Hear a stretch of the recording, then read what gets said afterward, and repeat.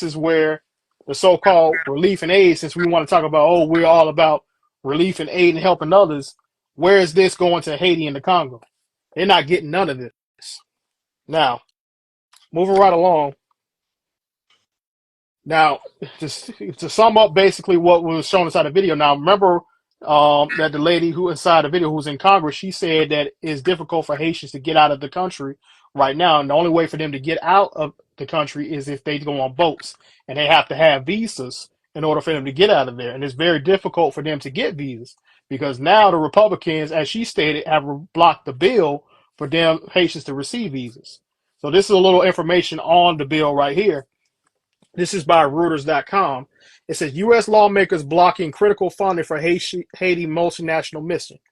So this is actually updated on March 15th. It said U.S. lawmakers are refusing to release millions of dollars in funding that Washington views as critical to help tackle spiraling violence in Haiti, in another potential stumbling block for the international force. Representatives Michael McCall, Republican chairman of the House of Representatives Foreign Affairs Committee, and Senator Jim Rich, the top Republicans of Senate Foreign Relations, have both put holds on $40 million requested by the U.S. State Department, warning the administration they need a lot more details. A lot more details. Translation, they don't give a damn. How you gonna ask for more detail, but it was nothing when you threw a whole bunch of like 160 it was to Ukraine? Like you need the next. So miss me with Come on, Brother Deuce. miss You need a lot more detail, but some poor black people are suffering over here, and you just like, well, the niggas don't need anything. like Why don't you tell the truth? man, like yeah, like the black people don't need anything, and then when come to Ukraine, you go to oh we sent 66 million more. How you gonna send 66 million more than you supposed to? Come on. Exactly. It says congressional aides said the money being held could prevent development of the Kenyan police force to Haiti unless another country stepped in to fill the gap. Now that's respectfully BS because it was not Yeah. an issue for y'all to send relief and aid to Ukraine, and you having the European Union, well, we just read, fund over $50 million after y'all claimed to say y'all wasn't going to be able to fund them. And then they're getting all this other relief from the U.S. and other countries and stuff. And now you want to talk about, oh, it might affect the Kenyan police from rectifying to help out Haiti. Let's cut the bull. It says, unless another country stepped up to fill in the gap, the $40 million will cover costs essential to the mission. The State Department is engaging with Congress on approval for the funds.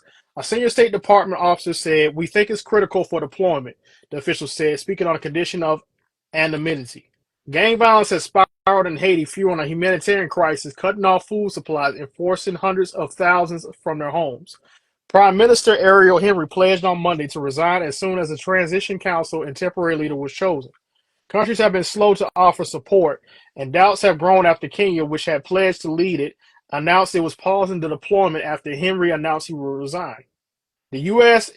is the largest backer for the force, and U.S. Secretary of State Antony Blinken announced at talks on Monday in Jamaica that the U.S. was upping its pledge to $300 million. Don't believe the hype. Given the long history of U.S. involvement in Haiti with few successful results, the administration owes Congress a lot more details in a more timely manner before it gets more funding, Riss and McCall said in a joint statement. The lawmakers said President Joe Biden's administration had only sent them a rough plan to address the crisis. They have concerns over whether Kenyan courts would allow the deployment and whether the force could get to Port-au-Prince. The first State Department official said 68 briefings have been held with Congress on the situation in Haiti and the force, adding that $50 million in funds, including what is being held, will go toward equipment for the force, training, personal kits, and uniforms. Of that $10 million that has been released, has already been obligated, including to reimburse Kenya for the training, the official said. The Department of Defense contribution of $200 million, which supports logistics, supplies, and services to contributing countries, is already approved by Congress, a Pentagon spokesperson said. So it's already approved, but y'all refuse to carry it out with approval.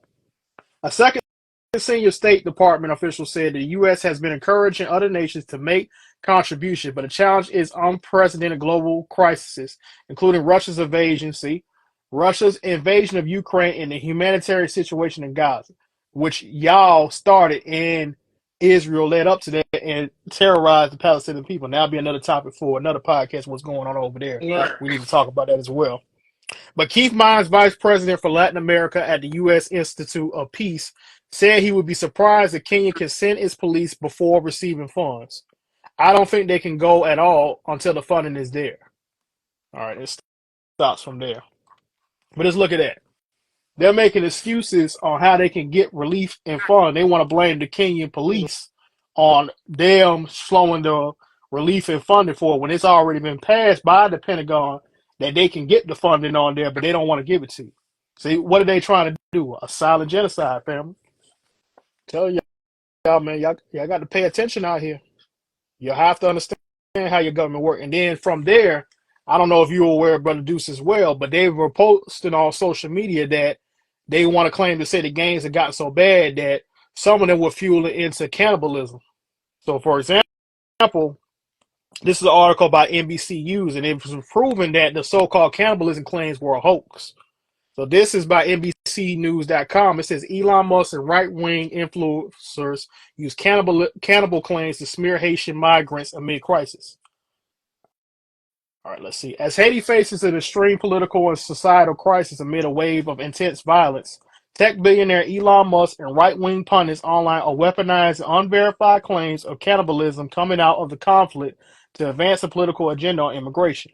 Musk and conservative influence has spread the message to millions, smearing Haitian migrants as cannibals as they endure deep uncertainty about the future of their country and family members still there. The claims are getting tens of millions of views on social media platform X, which is Twitter, where false or misleading information has spread since Musk bought the app and slashed content moderations. And mind you, old Musty right here, he recently was interviewed by Don Lemon about so-called hate speech, and he sat there and said he don't want to have no conversation about it. But moving right along, many of the people spreading the sensational claims are premium subscribers on X, meaning their content can make them money through advertising sales. The accusations of widespread cannibalism are based on what experts said was a likely intimidation tactic from select gang members. In some videos, the most prominent examples being at least 2 years old, alleged members of violent gangs in Haiti appear to bite into human flesh. Experts said these videos are likely part of propaganda campaigns designed to scare rivals and terrorize local Haitians rather than a reflection of common or normalized behavior. Come on. One former armed group went by the name Cannibal Army. Some people on X have posted alleged cannibalism videos that are not from Haiti and do not show cannibalism. One viral video is from a Chinese theme park in 2018, according to Malaysian media, but X users have claimed that it's a recent video from Haiti. Copies of it were still on X as of Thursday. Ian Miles Cheong, a right-wing commentator, helped to kick off the frenzy last week on X, writing that there were cannibal gangs in Haiti who abduct and eat people. Reminder that these people are now legally entering the U.S. en masse. Look at that. Entering the U.S.